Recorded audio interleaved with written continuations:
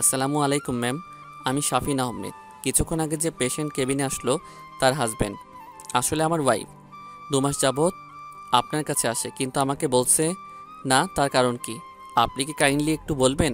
অনুর কি কোনো সমস্যা হয়েছে? সাফিন কৌশলে জিজ্ঞেস করলো যেন ডক্টর সব তথ্য দিয়ে দেয়। সাফিনের কথা শুনে ডক্টর জবাব দিল। আপনি কোন পেশেন্টের কথা বলছেন? সাফিন অনুর পুরো নাম বলল। ও, অনু কথা বলছেন আপনি? কেন আপনি জানেন না অনু আপনাকে বলেনি যে প্রেগনেন্ট? আপনার ওয়াইফ 3 মান্থস প্রেগনেন্ট আর আপনি জানেন না? কেমন হাজব্যান্ড বইয়ের খোঁজখবর রাখেন না? অনুর শরীরে প্রচুর ভিটামিনের অভাব আর রক্তশূন্যতাও আছে। আর প্রচুর দুশ্চিন্তা করে মেয়েটাকে দেখে রাখবেন। ডেলিভারির সময় নয়তো সমস্যা হবে। মা ও বেবি দুজনের লাইফের রিস্ক। অনু প্রেগনেন্ট কথাটা শুনে সাফিন আকাশ থেকে পড়ল। তার চোখ থেকে দুফোঁটা জল অবাধ্য হয়ে গড়িয়ে পড়ল। সে বাবা হতে চাচ্ছে, আর অনু একবার তাকে বলার প্রয়োজন মনে করেনি। এত বড় কথাটা সে কিভাবে লুকালো? তার কি অধিকার নেই তার বাচ্চার কথা জানার? এতদিনে সে তার স্বপ্নের ব্যাখ্যা বুঝতে পেরেছে। তাহলে কে স্বপ্নের মতো সত্যি সত্যি অনু তার সন্তানকে নিয়ে অনেক দূরে চলে যাবে? সাফিন চাইলেও তাদের ধরে রাখতে পারবে না। ডাক্তারের কেবিন থেকে বের হয়ে কোনো রকম একটা সিএনজি নিয়ে বাসায় যায় সাফিন। তারপর খুশিতে চিৎকার করে কতক্ষণ। সাফিন বাবা হতে যাচ্ছে। আচ্ছা, বাবা হওয়ার অনুভূতিগুলো কি সত্যি এমন অসাধারণ হয় যেন পৃথিবীটাই হাতের মুঠোয় পেয়ে গেছি? বেঁচে থাকার জন্য এর থেকে বড় সুখ আর কিছু চাই না। কিন্তু কিছু একটা ভেবে মুখের হাসি নিমেষে শেষ হয়ে যায় তার। অনুকে ফিরবে তার কাছে, নাকি তার বাচ্চাকে তার কাছ থেকে ছিনিয়ে নেবে? তার প্রথম সন্তান, প্রথম বাবা হওয়ার অনুভূতি সব কি কেড়ে নেবে অনু? পরক্ষণেই ভাবল, না, কিভাবে কেড়ে নেবে? বাচ্চাটা কি তার একার নাকি? তারও তো অধিকার আছে বাচ্চার উপর। সাফিনের জন্য না হলেও বাচ্চাটার জন্য হলেও অনু তার কাছে থাকতে বাধ্য। সে বাধ্য করবে অনুকে তার সাথে থাকতে। সে এই অনুভূতিটাকে হাতছাড়া করতে চায় না। আর অনু যদি থাকতে না চায় তাহলে বাচ্চাটা সাফিনকে দিয়ে দিতে হবে। এরপর সাফিন সিদ্ধান্ত নেয় সে অনুকে ডিভোর্স দিবে না। আর ইরাকেও বোঝাবে যে বাচ্চাটা সাফিনের জন্য কতটুকু গুরুত্বপূর্ণ, আর বাচ্চার জন্য হলেও অনুকে প্রয়োজন। আর ইরা যদি না অনুকে রাখতে চায় তবে অন্য ব্যবস্থা আছে। সে কোর্টে বাচ্চার কাস্টাডির জন্য আবেদন করবে। তারপর সে আর ইরা মিলে বাচ্চাটা বড় করবে। আগে ভালোই ভালোই আজকের এঙ্গেজমেন্টটা হয়ে যাক, তারপর সব দেখা যাবে ভেবেই একটা স্বস্তির নিঃশ্বাস ছাড়ল সাফিন। তার অনেক কাজ করতে হবে। এঙ্গেজমেন্টের সকল দায়িত্ব সাফিনের একার। কোনো আত্মীয় স্বজন বা কাছের বন্ধু বান্ধব সাফিনকে সাপোর্ট করেনি। তারা আসতে নারাজ। কিছু কলিগ ও কয়েকটা বন্ধু বান্ধব নিয়ে সে অনুষ্ঠানটা করছে, তাই সব দায়িত্ব সাফিনের একার। সে বেরিয়ে পড়ল হলরুমের উদ্দেশ্যে। সবকিছু ঠিকঠাক আছে কিনা দেখে তারপর সে রেডি হয়ে আবার আসবে। আর এঙ্গেজমেন্টের পরপরই ইরার সাথে কথা বলবে। সন্ধ্যে 7টা। সকল গেস্টরা এসে পড়েছে। ইরার বাবা মাও এসেছে। তারা সাফিনের সাথে কথা বলছে। সকল আত্মীয় স্বজনের সাথে পরিচয় করিয়ে দিচ্ছে। সবাই যার যার মতো পার্টি এনজয় করছে। কিন্তু এরই মধ্যে একবারও ইরার দেখা মিলল না। বেশ কয়েকবার সাফিন ফোন দিয়েছে, কিন্তু ফোন রিসিভ করছে না। সে ভাবছে হয়তো ব্যস্ত, তাই ফোন ধরছে না।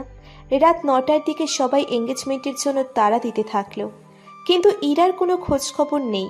তার বাবা মাও তাকে ফোন দিচ্ছে, কিন্তু ফোন বন্ধ। তারপর হঠাৎ এই একটা মেয়ে এসে সাফিনের হাতে একটা কাগজ দিল। সে আস্তে আস্তে কাগজটি খুলল। এটা একটা চিঠি, যা ইরা লিখেছে। চিঠিটা সম্পূর্ণ পড়ে সাফিনের চেহারার রং বদলে গেল। চিঠিটা ইরার মায়ের হাতে দিয়ে তারপর সে কাউকে কিছু না বলে হলরুম থেকে বেরিয়ে গেল। তারপর তার মা চিঠিটা খুলল। চিঠিতে লেখা ছিল, প্রিয় সাফিন, শুরুতেই প্রিয় লিখলাম, কিন্তু তুমি আমার প্রিয় কিনা জানি না। কিন্তু আজকাল তোমাকে আমার বিরক্ত লাগে। কথায় কথায় আবেগী হয়ে পড়া, শাসন করা, এখানে যেও না, তার সাথে কথা বলো না, এসব শুনতে শুনতে আমি পাগল হয়ে যাচ্ছিলাম। আমি তোমাকে খুব স্মার্ট একজন ছেলে ভাবতাম, কিন্তু তোমার জন্য ওই ঠিক আছে, আমি নয়। আমি কার সাথে চ্যাটিং করি, চলাফেরা করি, কথা বলি, সব কিছুতেই তোমার হস্তক্ষেপ। ভাগ্য ভালো, সময় মতো আয়াস আমাকে সব বুঝিয়ে দিয়েছে। যে ছেলে বউ রেখে অন্য মেয়ের সাথে সম্পর্ক করে, এমনকি বিশ্বাস আছে যে তুমি আমাকে ছেড়ে আরও সুন্দরী কেউ দেখলে তার সাথে চলে যাবে না। তোমাকে আমি বিশ্বাস করি না আর ভালোবাসি না, তাই এঙ্গেজমেন্ট আর বিয়েটা করা আমার পক্ষে সম্ভব না। যেখানে বিশ্বাস নেই সেখানে বিয়ে তো অসম্ভব।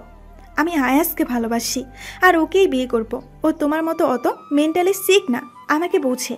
তোমাকে আজকের এই দিনে এতগুলো মানুষের সামনে অপমান করতে চাইনি, কিন্তু আমার কোনো উপায় ছিল না। শেষ মুহূর্তে আর পারলাম না নিজের সাথে যুদ্ধ করতে, তাই ভালোবাসার মানুষটির হাত ধরে চলে যাচ্ছি। আমি আজকে বুঝতে পারছি আমি তোমার পার্সোনালিটিকে ভালোবেসেছিলাম, তোমাকে না। পারলে মাফ করে দিও আর অনুকে নিয়ে সুখে থেকো। আমি জানি তুমি এখন অনুকে ভালোবাসো আর সেও তোমাকে ভালোবাসে, তাই তার কাছে মাপ চেয়ে আবার সব কিছু ঠিক করে নিও। ভালো থেকো।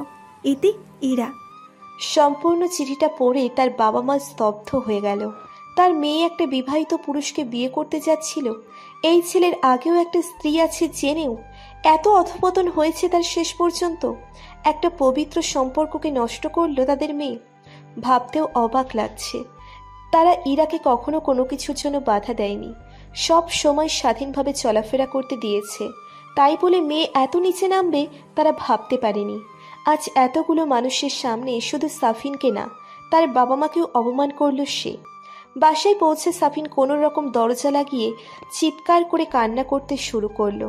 কার জন্য সে কান্না করছে জানে না, শুধু এতটুকুই জানে যার জন্য সে অনুকে ঠকালো, অনুর গায়ে হাত তুললো, এমনকি তাকে ডিভোর্স দিতে চাচ্ছিল, তার বাবা হওয়ার সংবাদ থেকে বঞ্চিত হলো, আর সেই তাকে একা ফেলে চলে গেল তাকে বিশ্বাস করে না বলে।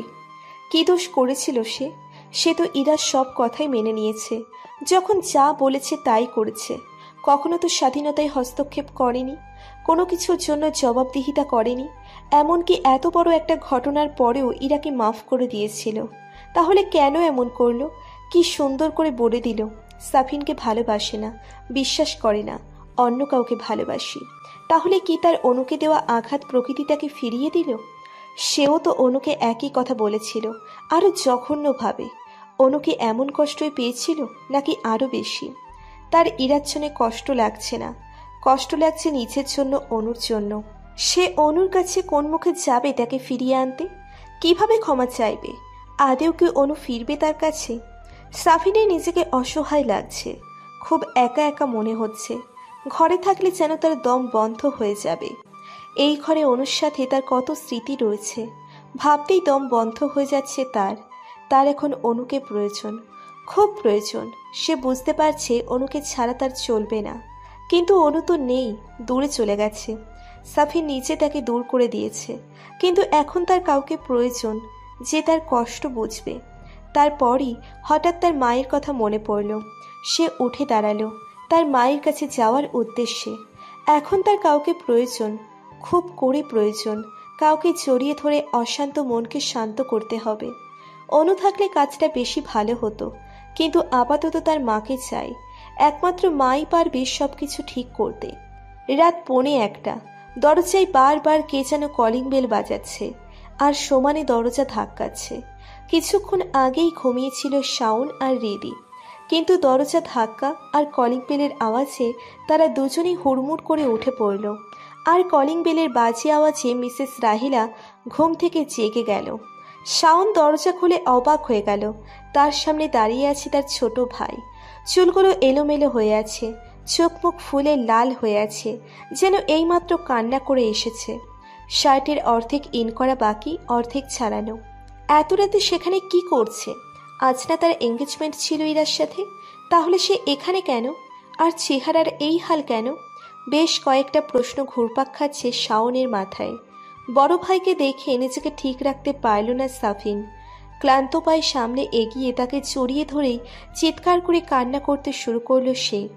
আর বলতে লাগলো, আমার পাপের ফল আমি পেয়েছি ভাই, তোদের কথা সত্যি হয়েছে। আল্লাহ আমাকে উচিত শিক্ষা দিয়েছে।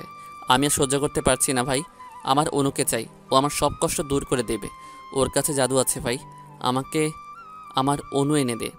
ছেলের এমন অবস্থা দেখে রাহিলা কান্না করে দিল। তার ধারণা সঠিক হয়েছে, ছেলে তার ভুল বুঝতে পেরেছে। সে এগিয়ে যায় ছেলের দিকে। মাকে দেখে সে ভাইকে ছেড়ে মায়ের পায়ের কাছে বসে পড়ল।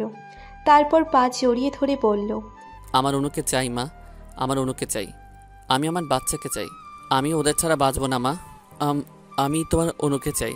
তোমার ছেলেকে অনু এনে দাও মা, আর কখনো সে অনুর অমর্যাদা করবে না, গায়ে হাত তুলবে না, বাজে কথা বলবে না।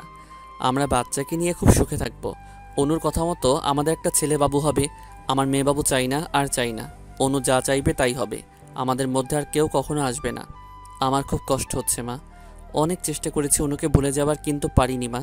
তুমি ঠিকই বলেছিলে, আমি অনুকেই ভালোবাসি, ইরাকে না। দেখো ইরা চলে গেছে, কিন্তু আমার একটু আফসোস হচ্ছে না। আরও ভালো লাগছে যে আমার আর অনুর মধ্যে আর কেউই নেই। হ্যাঁ, আমি অনুকে ভালোবাসি, তাই তো একদিনের জন্য আমি তাকে মনের আড়াল করতে পারিনি। প্রতিদিন রাতে তার বাড়ির সামনে দাঁড়িয়ে থেকেছি তাকে এক নজর দেখার জন্য। প্রতিটা রাত নির্ঘুম কাটে অনুর স্মৃতিতে। আমি ওকে ভালোবাসি মা। আমার অনুকে এনে দাও। আমার কিছু চাই না মা, কিচ্ছু চাই না। মিসেস রাহিলা ঠাঁই দাঁড়িয়ে আছে। ছেলের কষ্ট তার সহ্য হচ্ছে না। সে জানে না আগে কি হতে চলেছে। তার ভুলের মাসুল তো তাকে দিতেই হবে। অনু যে তাকে মাফ করবে না সেটা শিওর। আর মাফ করলেও কখনোই সাফিনের কাছে ফিরবে না, সেটা তার কথা দ্বারাই বুঝতে পেরেছে। কিন্তু অনুকে না পেলে তো তার ছেলেটা পাগল হয়ে যাবে। কি করবে সে এখন? সে তো অনুকে কথা দিয়েছে, অনু যা সিদ্ধান্ত নিবে তিনি সব সময় তার পাশে থাকবে। আর ভাবতে পারল না সে আগে সাফিনকে শান্ত করতে হবে। অন্যদিকে রিধি সাফিনের আচরণে বিরক্ত হয়ে গেল। এত কিছু করার পর তার অনুকে চাই? বাইরে ফষ্টি করার সময় এসব কথা মনে ছিল না? সে অনুকে ছাড়া বাঁচবে না। এখন ইরা ডাইনিটা ছেড়ে গিয়েছে বলে তার অনু চাই। অনু তো মুড়ির মোয়া, চাইলেই পাওয়া যাবে। যেন তার কোনো আত্মসম্মান নেই। যত সব নাটক, সাইকো একটা। মনে মনে আরো অসংখ্য গালি দিয়ে রুমে চলে গেল সে। এতদিন কঠোর থাকলেও তার ভাইকে কান্না করতে দেখে কঠোর হতে পারল না শাওন। সাফিন কখনোই এমন ছিল না, কেন যে এসব হয়ে গেল বুঝতে পারছে না সে। কিন্তু ভুল যেহেতু করেছে মাসুল তো তাকে দিতেই হবে। আর শাওনের মনে হয় না অনু সাফিনের কাছে ফিরবে। একটা দীর্ঘ নিঃশ্বাস ছেড়ে সাফিনের কাছে যায় শাওন। ছোট ভাইয়ের কষ্ট দেখতে পারবে না সে। প্রথমে তাকে শান্ত করার প্রয়োজন।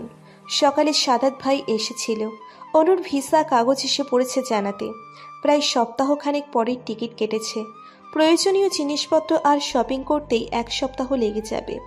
তাই তাকে এই মাসে চেক আপ করতে নিয়ে যায় সাদাত। প্রায় ঘণ্টাখানেক পর তারা বাসায় ফিরে আসে। আর অনুর ভিসা আসার খুশিতে বাসায় একটা ছোটখাটো পার্টি দেয় অনুর মা মিসেস রাবেয়া। সাথে স্বাদও আছে। সাদাত অনুর সাথে তার পড়াশোনার ব্যাপারে ডিসকাস করছে। অনু তা মনোযোগ সহকারে শুনছে। এক গাদা উপদেশ দিচ্ছে। ঠিকমতো খাবি, ঠিকমতো ঘুমাবি, প্রপার রেস্ট নিবি, প্রতিদিন ফোন করবি, সবার সাথে কথা বলবি, টাইম মতো ঔষধ খাবি, বেশি রাত জেগে থাকবি না, কান্না করতে পারবি না, আরও গাদা গাদা উপদেশ। অনু সেগুলো খুব মনোযোগ সহকারে শুনছে, মাথা দোলাচ্ছে আর তার কড়া শাসন দেখে মিটিমিটি হাসছে। সাদাতের সাথে প্রয়োজনীয় কথা শেষ করার পর সে সাদের কাছে গেল। অনুকে দেখে এক গাদা প্রশ্ন ছুড়ে দিল সাদ। বাপ বেটা দুটোই এক একটা প্রশ্ন করতে করতে মারে, আর একজন উপদেশ দিতে দিতে মারে। অনু পড়েছে বিশাল ঝামেলায়। পিমনি, আমাদের প্রিন্সেস কবে দুনিয়াতে আসবে? আমি তার সাথে খেলা করব। তোমাকে কে বলেছে আমাদের প্রিন্সেস হবে? প্রিন্সও তো হতে পারে। বাবাই তো বললো আমাদের একটি প্রিন্সেস হবে। তারপর আমি বড় হলে প্রিন্সেসকে বিয়ে করব। আর এখন আমি সারাদিন প্রিন্সেসের সাথে খেলবো। ও শুধু আমাদের প্রিন্সেস হবে, আর কারো না। ও বাবা, প্রিন্সেস হবে নাকি প্রিন্স হবে তারই খবর নেই, আর সে বড় হয়ে বিয়ে অবধি চলে গেছে। আরে বাবা, তুমি দেখো, আমাদেরই প্রিন্সেস হবে, আর আমি তার সাথে খুব খেলা করব। তারপর বিয়ে করে পুতুলের মতন সাজিয়ে রাখবো। বাবা বলেছে তো, আর বাবা যাই বলে তাই সত্য হয়। অনু হেসে দিল তার পাকা পাকা কথা শুনে। তারপর সে সাদাতের কাছে গেল। সে কিছু কাগজপত্র ঘাটাঘাটি করছে। কি করছেন সাদাত ভাই? কোনো সমস্যা? আপনাকে বেশ চিন্তিত লাগছে।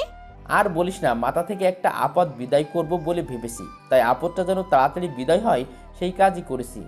অনু বুঝতে পারল সাদাত ভাই তাকে নিয়ে মজা করছে। তাই সে তাকে পাত্তা না দিয়ে সাদাতকে জিজ্ঞেস করলো, তুমি কি আমার সাথে যাবে? হ্যাঁ, তাকে পৌঁছে দেওয়ার জন্য পৌঁছে দিয়ে সব কিছু ঠিকঠাক করে চাচ্চু আর চাচ্চির সাথে কথা বলে পরেই আসবো। না হলে দেখা যাবে তুই বেশি আদরে আদরে বাদর হয়ে গেছিস, আর খাওয়া দাওয়া নিজের খেয়াল রাখা সব গোল্লাই গেছে। দায়িত্ব যখন নিয়েছি পূরণ করেই তবে ছাড়বো। শুনিসনি ডাক্তার কি বললো? তোর শরীরে প্রচুর ভিটামিনের অভাব আর রক্তশূন্যতা আছে। তোর তো নিজের প্রতি কোনো ধ্যানই নেই, তাই আমাকে সবই করতে হবে নাকি? সাদাতের কথাগুলো অনু মুগ্ধ হয়ে শুনছে। লোকটা কি সুন্দর করে কথা বলে, সবকিছু মজার ছলে উড়িয়ে দিলেও বেশ প্রয়োজনীয় কথা তার মধ্যে বলে ফেলে। এই যে দায়িত্বে, সে সাফিনের দায়িত্ব ছিল জেনেও সাফিন সৌজন্যতার খাতিরেও খোঁজ নেয়নি।